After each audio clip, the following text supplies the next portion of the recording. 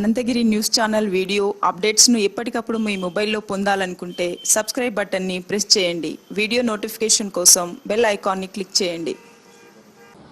రైతు నేస్తం కార్యక్రమానికి స్వాగతం. ప్రపంచం రసాయన వ్యవసాయం వైపు పరుగులు తీస్తుంటే మాజీ మంత్రి డాక్టర్ ఏ చంద్రశేఖర్ తన కుటుంబ సభ్యులతో కలిసి సేంద్రియ వ్యవసాయానికి శ్రీకారం చుట్టారు. వికారాబాద్ జిల్లా కేంద్రంలోని తన వ్యవసాయ క్షేత్రంలో జయశంకర్ వ్యవసాయ విశ్వవిద్యాలయ శాస్త్రవేత్తలు కొత్తగా రూపొందించిన తెలంగాణ సోనా వరి వంగడం నారు నాటారు. రాష్ట్ర ప్రభుత్వం తెలంగాణ సోనా వరి వంగడాలపై విస్తృత ప్రచారం కల్పిస్తున్న తరుణంలో చంద్రశేఖర్ తన వ్యవసాయ క్షేత్రంలో ఆ రకం వరి నాట్లు వేయడం విశేషం. వరి సాగు చేయాలని నిర్ణయించుకున్న ఆయన రాజేంద్ర నగర్లోని ఆచార్య జయశంకర్ వ్యవసాయ విశ్వవిద్యాలయంలో వరి పరిశోధన కేంద్రం డైరెక్టర్ను కలిశారు. కుటుంబ అవసరాల కోసం సేంద్రియ విధానంలో సాగు చేసేందుకు వరిలో మంచి రకాన్ని సూచించాలని, తెలంగాణ సోనా రకం బియ్యం సన్నగా ఉండడమే కాకుండా మధుమేహం వ్యాధిగ్రస్తులు కూడా తినవచ్చని చెప్పడంతో ఎకరాకు సరిపడా విత్తనాలను అక్కడి నుంచి తీసుకొచ్చారు. వికారాబాద్లోని తన వ్యవసాయ క్షేత్రంలో ఎకరా విస్తీర్ణంలో వరి సాగు చేసేందుకు నెల రోజుల కిందట మడులు కట్టి నారు పోశారు. మంగళవారం చంద్రశేఖర్ తన సతీమణి ప్రమీల కూతుళ్లతో కలిసి వరి నారు వేశారు. వరి సాగులో ఎలాంటి రసాయన ఎరువులు వాడకుండా సేంద్రియ ఎరువులనే వినియోగిస్తున్నారు. తమ కుటుంబ అవసరాల కోసం తెలంగాణ సోనా రకం వరి పంట చేస్తున్నామని మాజీ మంత్రి చంద్రశేఖర్ అన్నారు. సన్నగా ఉండడమే కాకుండా ఆరోగ్యానికి మేలు చేస్తే తెలంగాణ సోనా రకం వరి పంట సాగు చేసి అధిక దిగుబడులు సాధించాలని ఆయన రైతులకు సూచించారు.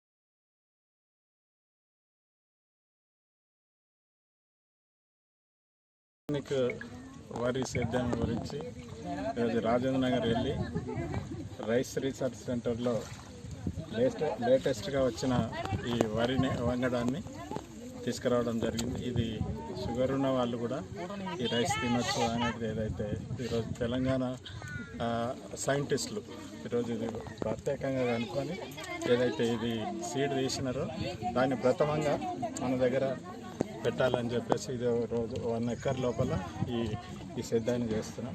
దీనికి ఫర్టిలైజర్ లేకుండా అదేవిధంగా మొత్తం పశువుల ఎరువుతోని తయారు చేసినాం. ఒక నెల కింద నారు పెట్టడం జరిగింది. నారు కూడా చాలా బ్రహ్మాండంగా వచ్చింది. దీనికి కూడా పూర్తిగా పశువుల ఎరువుతోనే పెంచినాం. ఇదంతా కూడా రేపటికి ఎగ్జాంపుల్గా ఉండాలి, ప్రజలకు అందరికీ కూడా మంచి జరగాలని. అదేవిధంగా ఈ యొక్క వంగడాలను తెలంగాణ సైంటిస్టులు ప్రవేశపెట్టిన కనుక్కున్న ఈ వంగడాన్ని తెలంగాణ ప్రాంతం అంతా కూడా అధిక దిగుబడులతోని రైతాంగం బాగుపడాలని చెప్పేసి కోరుకుంటున్నాను.